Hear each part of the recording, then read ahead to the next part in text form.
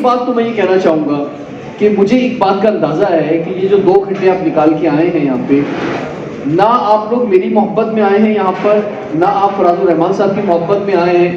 اگر آپ یہاں بیٹھے ہوئے ہیں تو مجھے اندازہ ہے کہ آپ میڈ ان پاکستان کے لیے بیٹھے، آپ میڈ ان پاکستان کی محبت کے لیے آئے. آپ سب درد دل رکھتے ہیں میڈ ان پاکستان کا، تو آپ کا ٹائم بہت قیمتی ہے. جتنے لوگ یہاں موجود ہیں ہر ایک کا ایک لمحہ بڑا قیمتی ہے، لیکن آپ سب ایک فورم پہ جمع ہوئے ہیں، ایک جگہ کے بیٹھے ہیں، کیونکہ آپ اس بات کو سمجھ رہے ہیں اور اس بات کے بڑے سپورٹر ہیں. اچھا جی، اب صورتحال یہ ہے کہ پچھلے 1 ہفتے سے خاص طور پہ، بلکہ 10 دنوں سے میڈ ان پاکستان موومنٹ کے اگینسٹ بھی میں کہہ سکتا ہوں، یا یہ کہہ لیجیے کہ میڈ ان پاکستان پروڈکٹس کے، میڈ ان پاکستان سروسز کے خلاف بھی کافی چیزیں ہوئی ہیں.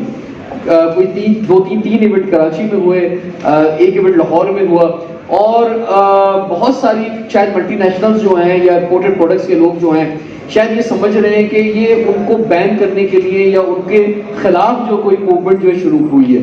اس پر میں نے کل ایک ویڈیو بھی بنائی ہے، اور اس پہ جو ویڈیو بنا کے ہم نے جو ہے جاری کی ہے، اور آج ہم تھوڑا سا اس کا جواب بھی دینا چاہیں گے. بات یہ ہے کہ یہ میں آپ کو فرینکلی بتانا چاہوں گا، یہ کسی کے خلاف موومنٹ نہیں ہے، اور یہ کسی امپورٹڈ پروڈکٹ کے خلاف موومنٹ نہیں ہے. یہ ہم یہ نہیں کہہ رہے کہ جناب آپ ہماری جو ہے وہ جو امپورٹ ہے اس کو بند کر دیں بالکل، یا ملٹی نیشنلوں کا بند کر دیں. ہم ان کی رسپیکٹ کرتے ہیں.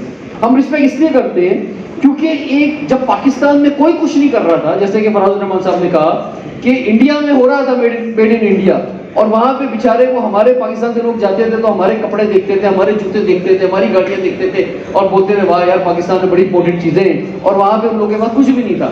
تو جب اس وقت جب ہمیں کرنا چاہیے تھا، ہم لیٹ ہو گئے. یہ کام جو 70 سال پہلے ہونا چاہیے تھا، 60 سال پہلے، 50 سال پہلے، ہم لیٹ ہو گئے. اس وقت ہونا چاہیے تھا، نہیں ہو سکا.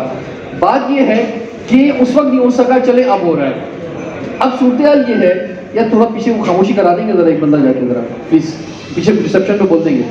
تو بات یہ ہے کہ اب جو ہے اس موضوع پر جو ہے وہ بات ہو رہی ہے، اور جب ہم بات کر رہے ہیں کہ اچھا اس وقت ہونا چاہیے تھا، نہیں ہو سکا، لیکن اس وقت ملٹی نیشنل نے امپورٹنٹ رول ادا کیا جو میں بات کر رہا تھا. اور اس میں یقینی طور پہ ہمیں ہمارے جو گیسٹ موجود ہیں وہ گائیڈ کریں گے. اور ملٹی نیشنلز نے یہاں پہ جو ہے وہ انویسٹمنٹ کری، اور ملٹی نیشنل نے یہاں پر جو ہے امپورٹڈ پروڈکٹس کے حوالے سے اگر ان کا فارمولا باہر کا تھا تو انہوں نے یہاں فیکٹریز ڈالی. پھر جیسے آپ ایک بڑا کیمیکل ضرورت صاحب آپ کا ادارہ ہے، تو یقینی طور پہ آپ ملٹی نیشنلز کو بھی دیتے ہوں گے. ایک ہمارے لوکل جو بزنس ہیں ان کو آرڈرز ملنا شروع ہوئے. اسی طرح سے پیکیجنگ یہاں پہ ہوئی. اب جہاں پہ KFC ہے، میکڈونلڈ ہے، پیپسی ہے، یونیلیورز ہے، سب کی پیکیجنگ یہاں پر ہوتی ہے. بزنس یہاں پہ بنا، تو انہوں نے پاکستان میں آ کے بزنس دیا. اور پھر اس کے بعد ان کو جب یہاں پر وہ آئے تو انہوں نے ٹیکس دیا، اور ایک بڑا ٹیکس پاکستان گورنمنٹ اس ٹیکس سے چلنی شروع ہوئی انہی ملٹی نیشنل کی وجہ سے. اور پھر جب کوئی چیز اگر فائنل دیکھیں، بات یہ ہوتی ہے کہ 3 چیزیں امپورٹنٹ ہیں. پہلی چیز ہے را مٹیریل، دوسری چیز یہ ہے کہ وہ پروڈکشن کہاں ہو رہی ہے، مینوفیکچرنگ کہاں ہو رہی ہے، اور چوتھی چیز یہ ہے کہ وہ کمپنی کہاں کی. اگر مثال کے طور پہ را مٹیریل بھی پاکستان کا ہے، یعنی اس میں جو چیزیں استعمال ہو رہی ہے، اور را مٹیریل سے پہلے جو ہے ٹیکنالوجی اور مشینری آتی ہے، تو ٹیکنالوجی اور مشینری بھی اگر یہاں نہیں ہے، کیونکہ یہاں نہیں تھی، تو وہ باہر سے یقینی طور پہ امپورٹ ہوئی، اس کی ہمیں ضرورت بھی تھی. پھر را مٹیریل اگر پاکستان کا ہے تو وہ یہاں پہ یوز ہوا، اور اس کے بعد جو ہے را مٹیریل کے بعد اگلی چیز جو تھی کہ یہیں پر فیکٹری بنی، اور یہیں پر لوگوں کو روزگار ملا بڑی تعداد کے اندر. اور اس کے بعد چاہے کمپنی، اس کے بعد اگلا فیصلہ ہے کہ کمپنی وہ سب کچھ جو ہے پاکستان کی کمپنی نے کیا یا باہر کی کمپنی نے کیا. اچھا اب یہ ایک ماڈل ہے. دوسرا ماڈل یہ ہے کہ کمپنی یہاں کی ہے، فیکٹری یہاں پر ہے، لیکن را مٹیریل یہاں نہیں ملتا. اب پاکستان میں اگر ٹیکسٹائل کی بھی بات کریں تو اس کا بھی را مٹیریل اب یہاں نہیں ملتا. تو اب آپ کا پاکستان کا سب سے بڑا جو ایکسپورٹ ہے اس کے اندر بھی آپ کیا کریں گے؟ اب میڈ ان پاکستان جو ہے چائے یہاں کی ہے، لیکن چائے یہاں تو نہیں بنتی. اب آپ کتنا پاکستان کی کمپنیوں کو جو نام آج کل آ رہے ہیں تو وہ کہیں، لیکن چائے تو اسے امپورٹ کرنی پڑے گی باہر سے. تو بیسیکلی امپورٹ اور ایکسپورٹ اور یہ جو میڈ ان پاکستان پروڈکٹس، یہ سب ایک مکسچر ہے. ہم ان کو الگ الگ کر کے نہیں دیکھ سکتے، اور ہم کسی کے خلاف تحریک کر کے یا کسی کو بند کر کے یا کسی کے خلاف کوئی آواز اٹھا کر جو ہے یہ کام آگے نہیں بڑھا سکتے. اگر مثال کے طور پہ ہم نے ایسا کیا تو مجھے ایک بات بتائیں، پاکستان میں سب سے بڑی اس وقت ایک ضرورت ہے، اور وہ یہ فورن انویسٹمنٹ کی. اب ہمارے پاس فورن انویسٹمنٹ کہاں سے آئے گی؟ کیونکہ پاکستان کے اندر پاکستان کے لوگوں کے پاس تو پیسے نہیں ہیں. پاکستان کا جو کاروباری لوگ ہے، پاکستان کا انویسٹر تو رو رہا ہے کہ جناب ہم جو ہے نہیں چل پا رہے. اور اگر ہم نے جو ہے وہ اس طرح سے ان چیزوں کو غلط انداز میں دیکھنا شروع کر دیا تو پھر جو ہے وہ فورن انویسٹر جو پاکستان میں انویسٹمنٹ لے کر آ رہا ہے، آنا چاہتا ہے، ٹیکنالوجی لے کر آنا چاہتا ہے، مشینری لے کر آنا چاہتا ہے، اپنا را مٹیریل یہاں پہ لے کر آنا چاہتا ہے، وہ آ کے اس کے پیر رک جائیں گے. تو اس لیے بہت ضروری ہے اور کہ ہم اس موومنٹ کو سمجھیں کہ ہم ان کسی بھی ادارے کے خلاف نہیں ہیں، اور ہم یہ سمجھتے ہیں کہ پاکستان کی ترقی میں ان کا رول ہے اور ہم اس رول کی رسپیکٹ کرتے ہیں. پہلی بات تو یہ ہو گئی. اب آپ دوسری چیز پہ آئیں تو پھر اگر ہم کی رسپیکٹ کرتے ہیں تو میڈ ان پاکستان سے مراد ہے. دیکھیے بات یہ ہے کہ میں یہاں خواتین کی بڑی تعداد موجود ہے. میں اگر آپ سے کہوں حب الوطنی کی بنیاد پر آپ یہ شیمپو استعمال کر لیں، ٹھیک ہے، لیکن 2 دن بعد آپ کے بال گرنے لگ جائیں میڈ ان پاکستان کے نام پہ، تو آپ کیا کہیں گی؟ مثلا ایسی حب الوطنی چلے گی؟ نہیں چلے گی نا. آپ کہیں گی بھائی ٹھیک ہے میں تیار ہوں میڈ ان پاکستان کے لیے، لیکن یہ مجھے کوالٹی شیمپو دو. ٹھیک ہے، میں سوپ جو ہے وہ کوالٹی استعمال کرنا چاہتی ہوں لیکن مجھے کوالٹی سوپ دو.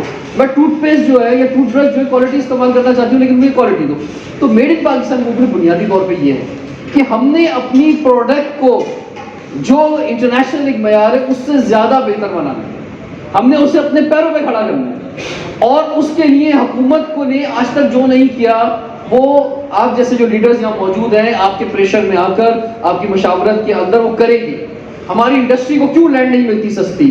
ہماری انڈسٹری کے اوپر کو کنسٹرکشن کے اندر سپورٹ کیوں نہیں ملتی؟ ہماری انڈسٹری کو بجلی سستی کیوں نہیں ملتی؟ ہماری انڈسٹری کو گیس کیوں نہیں ملتی؟ ہماری انڈسٹری کو پانی کیوں نہیں ملتا؟ تو اس پر کام ہوگا. جب اس کو یہ سب چیزیں ملیں گی تو وہ ایک کمپیٹیٹو پروڈکٹ بنا سکے گا. اور کیوں نہیں سستی ملے گی؟ بھائی ایک شیمپو جو باہر سے آ رہا ہے وہ جو ہے امپورٹ کے بھی پیسے دے رہا ہے، ٹیکس کے بھی پیسے دے رہا ہے. جب لوکل بنے گا تو آف کورس اس کی کاسٹ کم ہوگی اور آپ اس کو خوشی سے لیں گے. لیکن بات یہ کہ ہمیں کوالٹی لانی ہوگی. تو اس لیے یہ ایک دن کی جدوجہد نہیں ہے، یہ لمبی جدوجہد ہے ہمیں اپنی کوالٹی پروڈکٹ لانے کی. دوسری بات کیا ہے میڈ ان پاکستان میں؟ ماربل کی آپ مثال لیں کہ ہمارا ماربل کٹتا ہے، کتنا زبردست ماربل ہے ہمارے پاکستان کے اندر، لیکن وہ جو ویلیو ایڈیشن ہوتی ہے وہ باہر جا کے ہوتی ہے، اور اس کے بعد اس کے اوپر میڈ ان چائنا لکھا ہوا ہوتا ہے، اور پھر اس کے اوپر یا میڈ ان کچھ اور لکھا ہوا ہوتا ہے. تو ہمیں ویلیو ایڈیشن پہ جانا ہوگا. جو ہمارے پاس جو ہے را مٹیریل موجود ہے، جو پروڈکٹ موجود ہے، اس پہ ہمیں بہتر کرنا ہوگا. تو that is the made in Pakistan. جب تک وہ ویلیو ایڈیشن نہیں ہوگا وہ نہیں ہو سکے گا. تو پروڈکٹ جو ہے، دیکھیے 3 چیزیں بڑی انپورٹنٹ ہیں، کیونکہ میں مختصر بات کروں گا کیونکہ بہت انپورٹنٹ لوگ یہاں موجود ہیں، وہ زیادہ مجھ سے بہتر بات کرتے ہیں، اس لیے میں بہت اپنی بات مختصر کر دیتا ہوں اور شارٹ کر دیتا ہوں. 3 چیزیں ہیں میڈ ان پاکستان کی جس کی موومنٹ اسٹارٹ کی گئی ہے. That is number 1 is product, جس کی میں ابھی تک بات کرتا رہا. نمبر 2 از سروسز، اور number 3 is human resource. Services جو ہے وہ سب سے امپورٹنٹ فیکٹر ہے. اگر آج جو ہے ہم انڈیا کی بات کرتے ہیں اور آئی ٹی سیکٹر کے اندر مثلا وہ 152 بلین کی ایکسپورٹ کر رہا ہے آئی ٹی کی، اور ہم 3 بلین 2 بلین کی بات کر رہے ہیں، تو کتنا بڑا ڈفرینس ہے. یعنی اپنا فیکٹری ڈالنی ہے، نہ زمین چاہیے، نہ بجلی کا ایسا وہ مسئلہ، نہ گیس کا مسئلہ، ایک لیپ ٹاپ لے کے بیٹھنا ہے اور آپ پہ ڈالر آنے شروع ہو گئے. لیکن یہ ایک سروسز کا ایک بہت بڑا سیکٹر ہے جو کہ پروڈکٹ کو آج پیچھے چھوڑ رہا ہے. تو سروسز یعنی کسی کو ہماری سروسز چاہیے، ہمارے پاس تو لوگ ہی لوگ ہیں. پاکستان کی اگر یوتھ آبادی کی بات کی جائے تو اتنی بڑی یوتھ آبادی ہے، تو ہم نے اس کو استعمال کرنا ہے ٹیکنالوجی کی فیلڈ کے اندر، تاکہ رشید ہوٹل صاحب، تاکہ ہماری سروسز پہ ہم جو ہے اس پہ کچھ آگے کر سکیں. تیسری چیز، کیونکہ میں بات مختصر کر رہا ہوں، سے بڑی لمبی بات ہو سکتی ہے سروسز پہ، لیکن کیونکہ ہمارے گیسٹ بات کریں گے میں مختصر بات کر دیتا ہوں. اپنی ہیومن ریسورس کی بات کر لیتے ہیں. اب ہیومن ریسورس، مجھے ایک بات بتائیں، ہم کیا ہیومن ریسورس لے کر آئے؟ میرے اور آپ کے ماتھے پہ لکھا ہوا ہے میڈ ان پاکستان.